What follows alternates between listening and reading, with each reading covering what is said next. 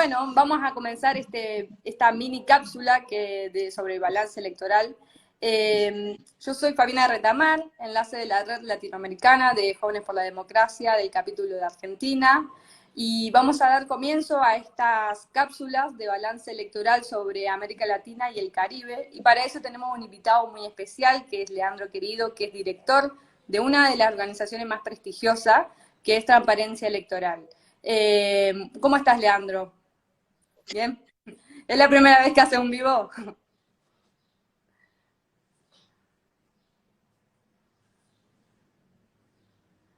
Ahí se tildó, me parece.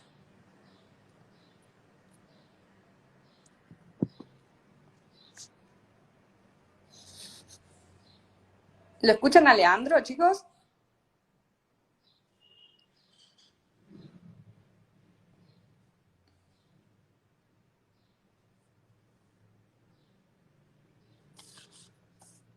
A ver, vamos a mandar. Bueno, le envío de nuevo la invitación.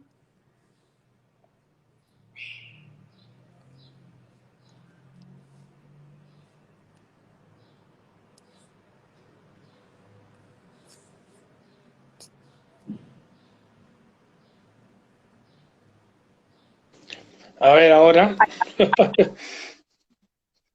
¿Ahora se me escucha? ¿Te escucha? Yo te escucho perfecto, pero no te veo. Ay, ay, ay, qué problema. No me ves. ¿Lo ven, a Leandro? Ahí los chicos de Transparencia. Yo sí me veo y te veo a vos. Ah, bueno, perfecto. Bueno, vamos a comenzar entonces. Bueno, te agradezco la invitación. Digo, obviamente valoro mucho lo que hacen ustedes en Juventud LAC, realmente un grupo de jóvenes muy comprometidos con la democracia de América Latina. A muchos de ellos conozco personalmente, nos hemos visto en muchas misiones electorales. Realmente un gran trabajo en todo lo que tiene que ver con formación de liderazgo, ¿no? Vamos a hacer, si te parece, algo muy rápido, porque obviamente tenemos algunos minutos, acerca de lo que pasó en términos de procesos electorales en América este año, ¿no? Digo, empezamos temprano, el 2022, en febrero, con unas elecciones en Costa Rica, elecciones presidenciales, que en líneas generales lo único que quiero decir de esta elección es que Costa Rica, al igual que Uruguay, son los únicos dos países que son considerados democracias plenas según el índice de democracia de The Economist, ¿no? Por lo tanto, este proceso electoral fue un proceso electoral correcto, como todos los que se realizan en Costa Rica.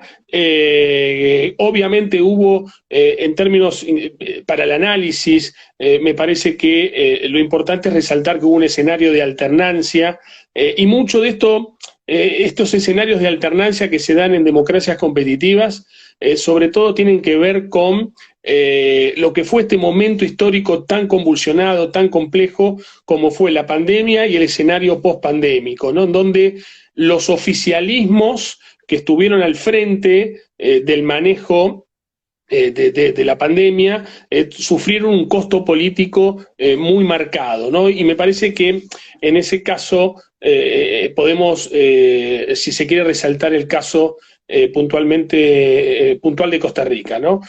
Otra elección quizá más muy interesante, que fue muy tensionante, muy complicada, que generó mucha tensión, no solo en América, sino en el mundo, fueron las elecciones de Colombia, ¿no? Estas se hicieron por etapas. En una primera etapa, en marzo, el 13, se hicieron las elecciones para el Congreso, y después el 29 de mayo se hizo la primera vuelta, hubo un escenario de segunda vuelta, y este se realizó el 19 de junio, y también hubo un escenario de alternancia, ¿no? En donde Iván Duque dejó de ser presidente, había algunos candidatos que representaban de alguna manera su espectro ideológico, pero terminó ganando la izquierda colombiana a través de la figura de Gustavo Petro.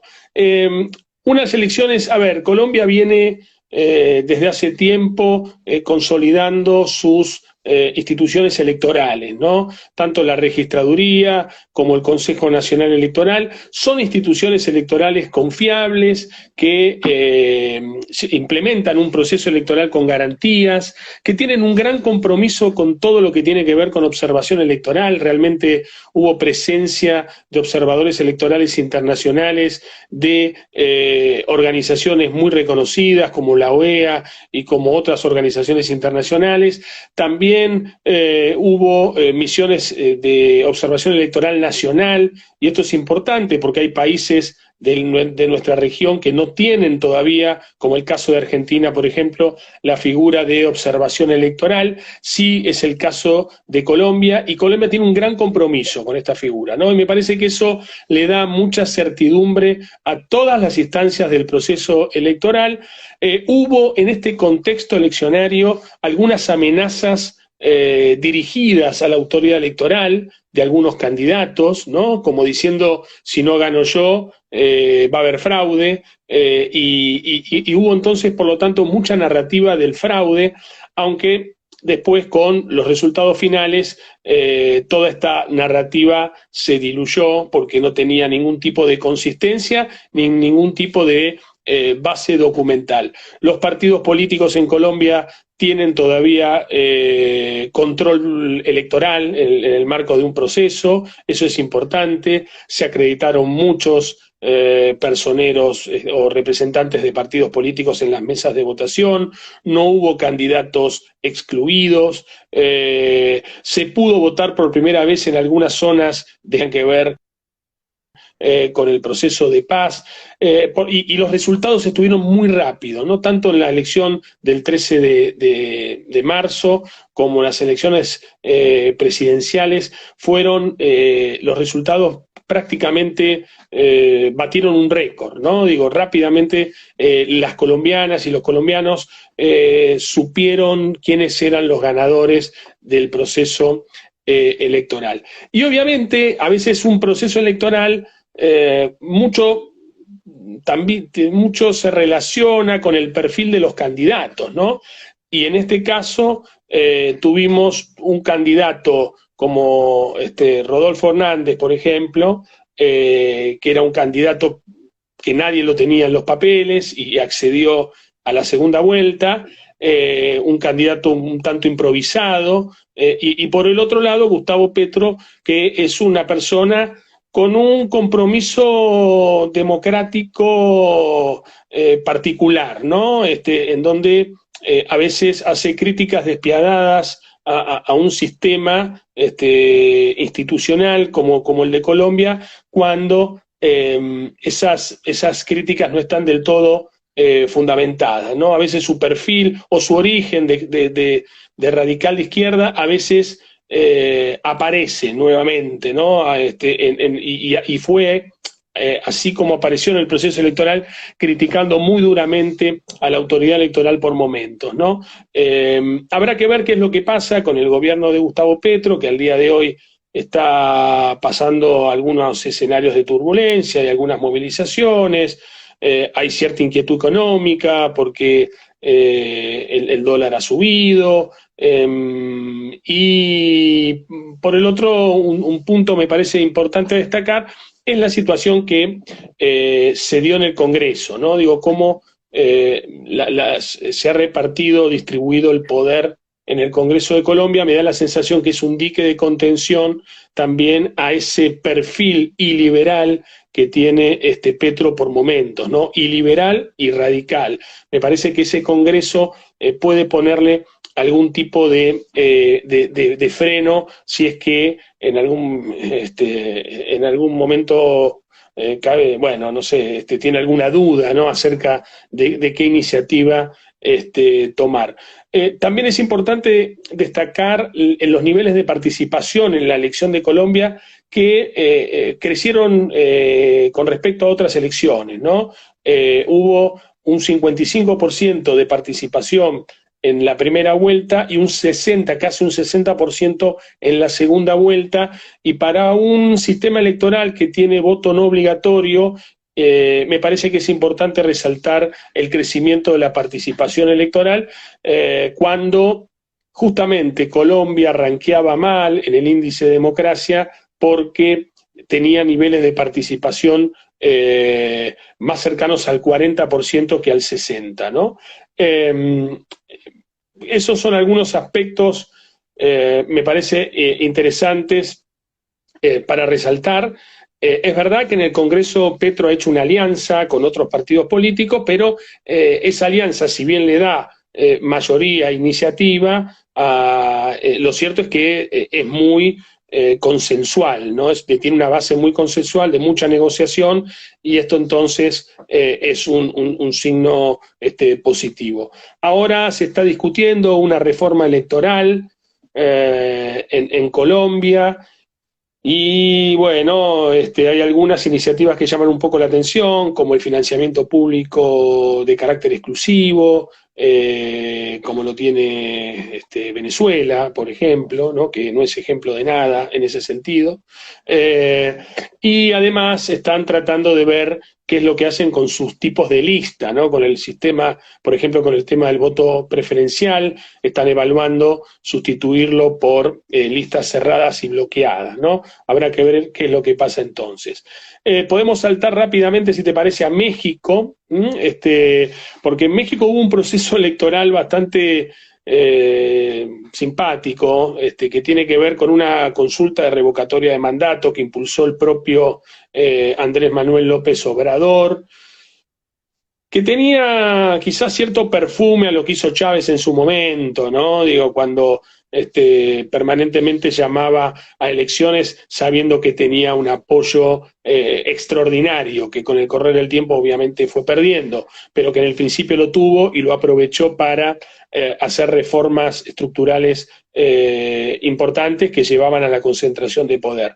Bueno, AMLO quiso hacer algo por el estilo con esta revocación de mandato en abril de este año, y la verdad que salió muy mal, ¿no? Salió muy desprolija. La hizo la autoridad electoral, el INE, pero tuvo muy poca participación, no llegó, estuvo cerca del 17%, no llegó al 20%. Y esto es un fracaso desde el punto de vista político para AMLO, porque claro, en su cabeza imaginaba que iba a haber niveles de participación chavistas, de la primavera chavista, y no llegaron al 20%, y esto generó un problema y profundizó la enemistad o la confrontación con la autoridad electoral, puntualmente con el Instituto Nacional Electoral, ¿no? Que luego de esta revocatoria de mandato, su partido, Morena, impulsó una reforma electoral, por lo menos a través de los medios, en donde decía que iba a eliminar a los OPLES, que son autoridades electorales. Como México es un país federal, muchos estados organizan sus propias elecciones, y en esos casos los que realizan esas elecciones son los OPLES, ¿no?, que son las autoridades electorales locales, con el argumento de que eran costosos, con argumentos, si se quiere, de racionamiento presupuestario, los quiso eliminar, pero las señales que hay en estas horas es que ese proyecto de reforma electoral tiene muchas chances de naufragar, ¿no? Así que veremos qué es lo que pasa. Hubo una movilización ciudadana muy importante en apoyo al INE, que no podemos dejar pasar, y me parece que eso también, más la situación en el Congreso, le ha dado a AMLO o algún tipo de duda, ¿no? Digo, con respecto a si insistir con la reforma electoral o buscar algún escenario de salida digna, ¿no? Porque el proyecto de Máxima, de reemplazar el INE y de reemplazar los soples, me parece que ya no tiene ningún futuro. Después hubo elecciones también en Chile, un proceso electoral muy prolongado que empezó en el 2020 con un plebiscito de ingreso a un proceso constituyente, con voto no obligatorio, en donde hubo porcentajes de participación electoral muy bajos para lo que representa una reforma de la Constitución, bordeó el 50%, y bueno, y obviamente ese proceso constituyente comenzó porque fue, bueno, el apruebo, si se quiere, en ese momento al proceso constituyente ganó en ese escenario de solo un 50% de participación con más del 70%.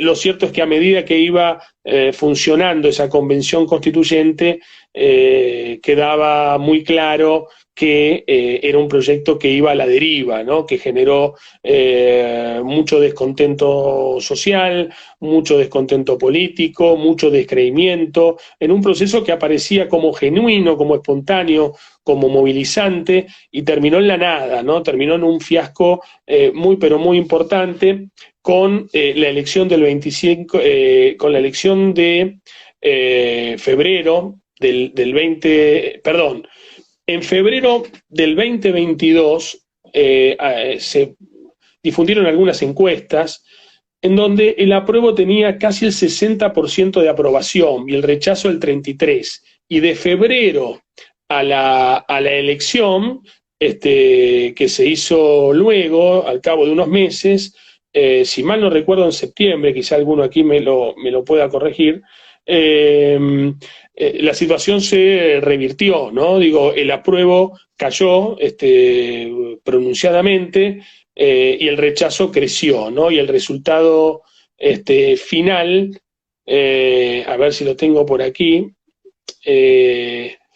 fue 62% rechazo y 38% apruebo, y la elección fue efectivamente el 4 de septiembre, ¿no? Y aquí el voto era obligatorio y participó casi el 86% de los electores, y bueno, el resultado, como les decía, fue contundente, ¿no? Esto impactó muy negativamente también en el gobierno de Boric, porque las últimas encuestas, por ejemplo la de CADEM, está dando un nivel de desaprobación a su gestión muy importante, ¿no? De alrededor del 63% y solo un 29% de aprobación. Es decir, que la constituyente no solo fue un fiasco en sí, sino que también complicó la performance del gobierno de Boric, ¿no?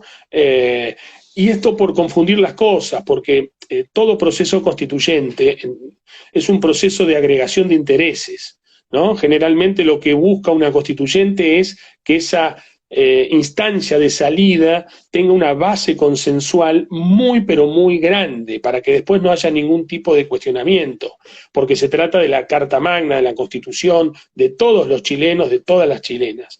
Y sin embargo, hubo una lógica faccional, una lógica partidista, sobreideologizada, con muchos políticos amateurs que creían que estaban en el marco de la Revolución Francesa, y así terminó, ¿no? Terminó con un proyecto muy faccionalizado que, en vez de agregar intereses, expulsó intereses, ¿no?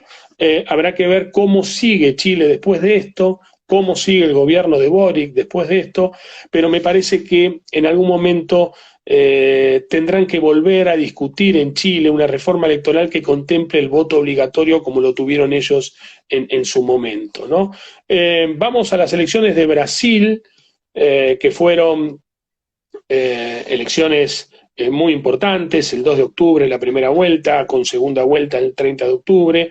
Brasil tiene voto electrónico, un modelo que ellos desarrollan desde 1996, con mucho éxito, con muchas elecciones sobre sus espaldas, elecciones que no han sido motivo de denuncias, ni que han tenido problemas en términos de legitimidad procesal, las máquinas, ha sido un desarrollo de la propia justicia electoral de Brasil. Sin embargo, bueno, en este proceso electoral hubo sí algunas inquietudes, algunas denuncias, que en los últimos días hubo una respuesta por parte de la justicia electoral. Fueron elecciones muy auditadas por organizaciones internacionales que hacen observación electoral. Recién desde el 2018 Brasil tiene observación electoral y recién desde esta elección se puede decir que la observación electoral en tanto herramienta se desplegó en su totalidad, ¿no? En su potencial máximo. Eso por un lado. No hubo exclusiones tampoco de ningún tipo. Al contrario, hubo un proceso muy polémico que tiene que ver con la situación puntual de Lula en términos judiciales, un expresidente que estaba procesado y condenado por dos causas que tenían que ver con sobornos, Odebrecht, Petrobras y demás, OAS, y que tenía incluso condena en varias instancias, no solo en primera instancia, sino también en distintos tribunales regionales. Por esa situación, Lula estuvo casi 600 días detenido, y sin embargo, la Corte Suprema de Justicia, en un fallo muy pero muy polémico, no dijo que Lula era inocente, dijo que hubo un vicio de origen, que Lula debió ser juzgado en otra instancia federal y no local, y esto le dio obviamente a Lula la posibilidad de competir. Era el único candidato que le podía ganar por las encuestas, así lo decían, a Bolsonaro. Terminó compitiendo y terminó ganando por muy poco, ¿no? Por 2 millones de votos, 50% en segunda vuelta contra 49. Hay un escenario de crisis política en Brasil importante, podría haber escenarios de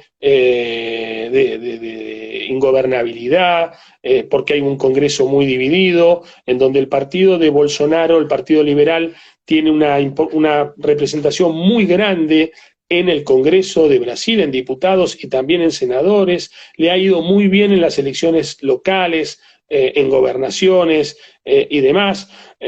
Y tiene, más allá de que la justicia haya rechazado sus pedidos, tiene en el fondo de sus planteos está esta situación que yo les comentaba, ¿no? Que para ellos termina compitiendo una persona que no podía competir. Me parece que ese es el problema de Brasil, el problema político y judicial, no la urna electrónica. La urna electrónica es una herramienta muy confiable, auditable por distintas organizaciones de Brasil. Brasil es un país federal en donde intervienen muchos controles cruzados y todos han tenido una opinión favorable con respecto a este instrumento de votación. Y para ir cerrando, quiero simplemente mencionar las elecciones de Nicaragua, elecciones en donde ya estoy mal de tiempo, ¿no? Me pasé un poquito, pero vos me dirás si... No te quería interrumpir porque es súper interesante todo el balance que estás haciendo, y justamente te iba a preguntar por las elecciones de Nicaragua municipales y las de Cuba recientemente, ¿no? Exacto. Bueno, hasta ahora mencioné todas elecciones que se dan en marcos competitivos, ¿no? Pero como nosotros sabemos, en ciencia política, las elecciones se hacen en contextos democráticos, pero los regímenes totalitarios y autoritarios también realizan elecciones. Obviamente, esas elecciones cumplen otro tipo de función, pero se realizan, ¿no? Es el caso, como bien mencionabas vos, de Cuba, y es el caso de Nicaragua. En Nicaragua hubo elecciones en noviembre municipales y se terminó dando lo que muchos sospechábamos, ¿no? Que ya estamos pasando de un sistema autoritario competitivo a un sistema prácticamente totalitario de partido único. ¿Por qué? Porque en esta oportunidad el partido de gobierno se hizo de todas las alcaldías en juego, ¿no? Y esto no había pasado nunca en Nicaragua, que llegó a tener un sistema hasta, diría, casi bipartidista, ¿no? Digo, en donde había presencias, los partidos competían por las alcaldías, ganaban unos, ganaban otros, todo esto obviamente después de lo que fue el conflicto interno. Pero bueno, lo cierto es que en el 2008, por ejemplo, tenía el 71% de las alcaldías.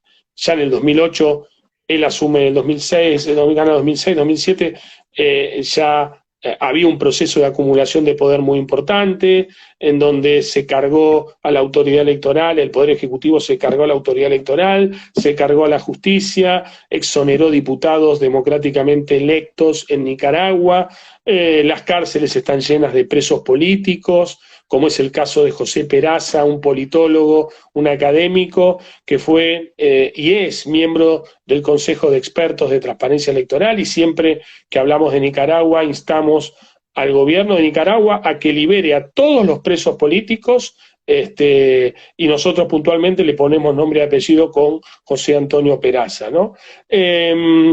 Y bueno, estamos en esa situación, en donde son elecciones que no tienen ningún tipo de legitimidad, que el concierto internacional no cree en esas elecciones, nadie entiende o supone que en un escenario de elecciones libres el partido de Ortega se llevaría la totalidad de las alcaldías. Por lo tanto, vamos a un proceso a lo Cuba, si se quiere. Lo que pasa es que, claro, en Cuba hubo un proceso violento, intempestivo, como fue la revolución, y eso le dio cierta legitimidad al régimen para llevar adelante un proceso de concentración de poder, de exclusión y de violencia política, ¿no? Para que termine todo esto en un sistema de partido único. Pero Daniel Ortega lo está haciendo en cámara lenta, ¿no? Como decía, desde el 2006 lo está haciendo en cámara lenta, y termina siendo muy cruel, ¿no? Digo, porque esa implementación en cámara lenta de un sistema totalitario es como que vemos muchas fotografías crueles, ¿no? De mucha violencia, de mucha represión, de mucho hostigamiento hacia la iglesia, hacia la prensa independiente, hacia las organizaciones de sociedad civil, hacia el sector privado. Bueno, realmente es muy desconcertante lo que está pasando en un gobierno de izquierda, ¿no? Porque la izquierda tiene que hacerse cargo de este gobierno. Digo, el Foro de San Pablo, que lo tiene, o por ejemplo, organizaciones como COPAL, que es una organización que integran partidos políticos de izquierda y de centro izquierda en América Latina, y que lo integra el partido de gobierno en Nicaragua. Sin embargo, estas organizaciones no hacen mucho, no hacen nada para denunciar la situación que se vive en Nicaragua, ¿no? Que es muy, pero muy, muy grave. Después están las elecciones de Estados Unidos, pero las elecciones de Estados Unidos es difícil hablar de una elección en Estados Unidos porque es un país, en términos federales, de un federalismo extremo, y los condados tienen sus sistemas electorales, los estados tienen sus sistemas electorales, las instituciones electorales federales brillan por su ausencia, tanto la Federal Electoral Commission como la Comisión de Asistencia Electoral, que depende del Congreso, son instituciones que no, de alguna manera, hacen incidencia en los estados o en los condados, y a veces vemos que hay problemas de alternancia política en algunos estados de Estados Unidos, ¿no?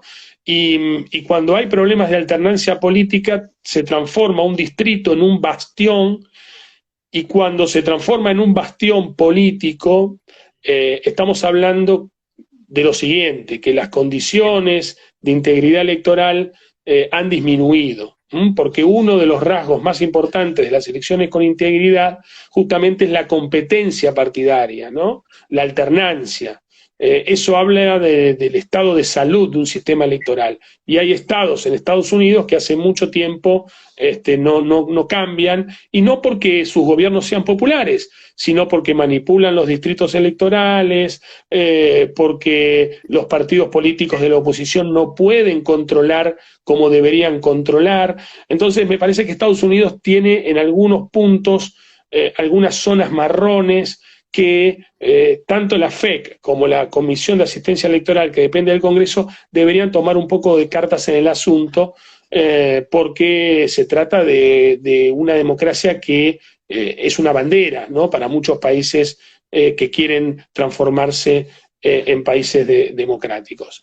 Y por último, mencionabas el caso de Cuba. Esto lo seguimos muy de cerca a través de nuestro programa, que es de Monlat.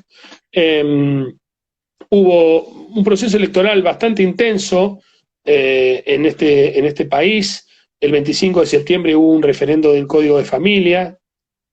El 27 de noviembre hubo elecciones municipales, en donde los resultados oficiales, que son inverificables, porque no hay ningún tipo de control alternativo al control que ejerce el único partido legal que tiene el control de la autoridad electoral, del Congreso y obviamente del Ejecutivo y de la Justicia también, ha dicho que votó solo el 64% del registro electoral.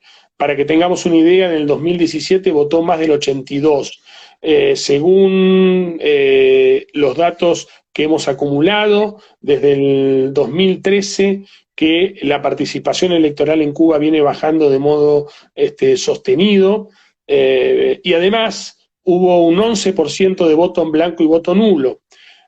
Por lo tanto, me parece que la disidencia hace muy bien en sumar las personas que no van a votar, que además esto representa para esas personas un desafío, porque es un país donde el Estado es omnipresente y omnipotente. Por lo tanto, no votar es un costo, ¿no? No votar es un riesgo. Sin embargo, hay muchos electores en Cuba que lo han asumido, y hace muy bien la disidencia en poner, en clasificar esta ausencia, esta falta de participación en un voto contestatario, ¿no?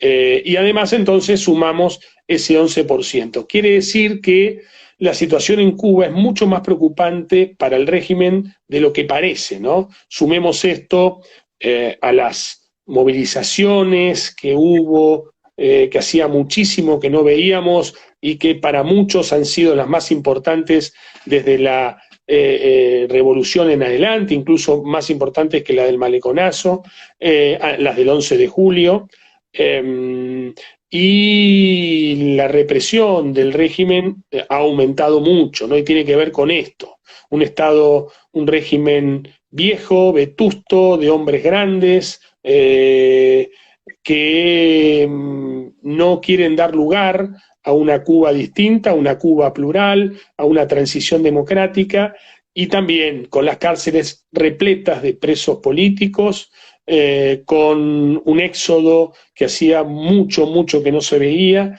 y esta situación obviamente se refleja en estas elecciones absolutamente controladas por parte del régimen. Por eso quiero remarcar, digo, si el régimen no puede maquillar estas elecciones prefabricadas, no las puede maquillar como las maquilló en su momento, en donde el 98% votaba a Raúl Castro como diputado en su distrito, en su sección, hoy día vemos que hasta los números oficiales dan para la polémica, ¿no?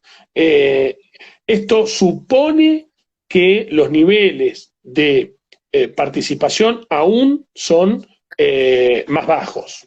Esto supone, nosotros suponemos que hemos capacitado y colaborado con muchas organizaciones de sociedad civil en Cuba que funcionan en la clandestinidad, que son perseguidas, que son reprimidas, y sin embargo pudieron hacer un mínimo de observación electoral en contextos restrictivos. Esto es muy importante, y todos remarcan la poca participación que hubo en los centros de votación. Esto también pasó en Nicaragua con urnas abiertas, ¿no?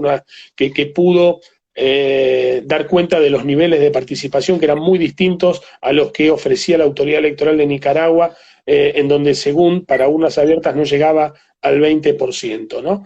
Entonces, para sintetizar ahora sí, vemos que hay un contexto como de recesión democrática, ¿no? Donde las elecciones en los sistemas competitivos son muy tensas, hay mucha polarización, mucha tensión, se da ese juego perverso en donde el que gana se lleva todo y el que pierde se lleva nada, y esto hace que las elecciones se vean como una cuestión de vida o muerte, cuando un régimen competitivo con cierta base cultural o de cultura política, de cultura democrática, justamente lo que genera es un marco de tolerancia en términos competitivos, ¿no? En donde el que gana, gana y el que pierde acompaña, ¿no?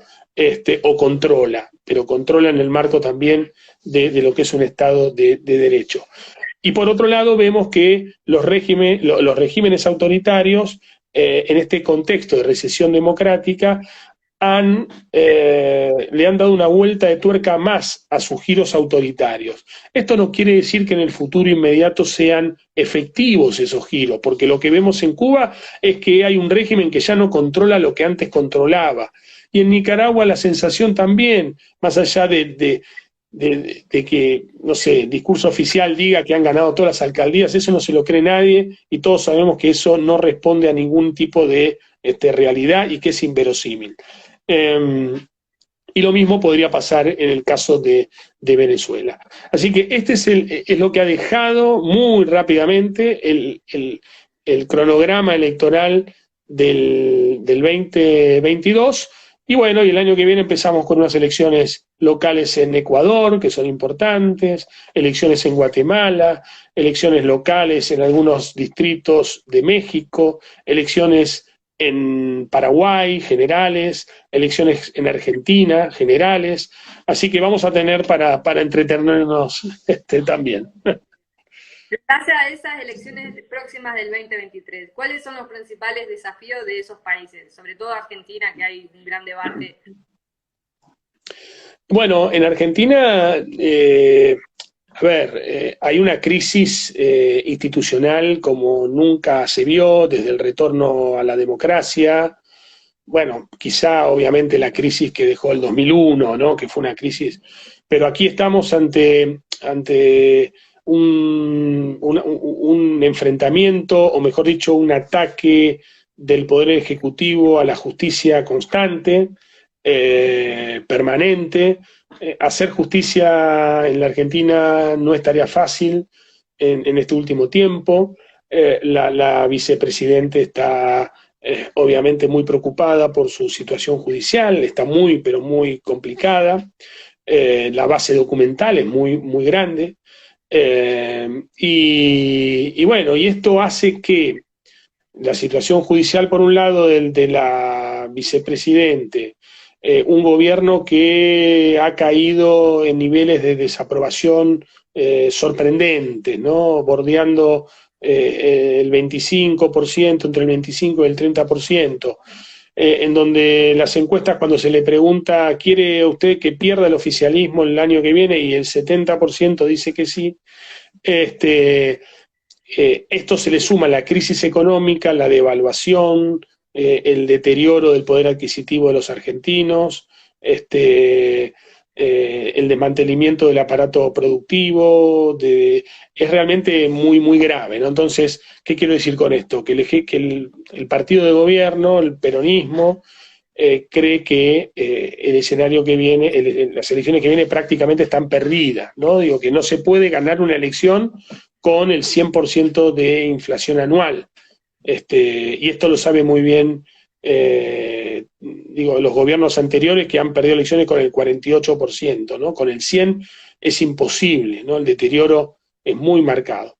Entonces, veremos, porque si ese avasallamiento a la justicia se replica en el avasallamiento a la justicia que lleva adelante los procesos electorales, porque en Argentina son los jueces federales que entienden en materia electoral los que llevan adelante el proceso electoral.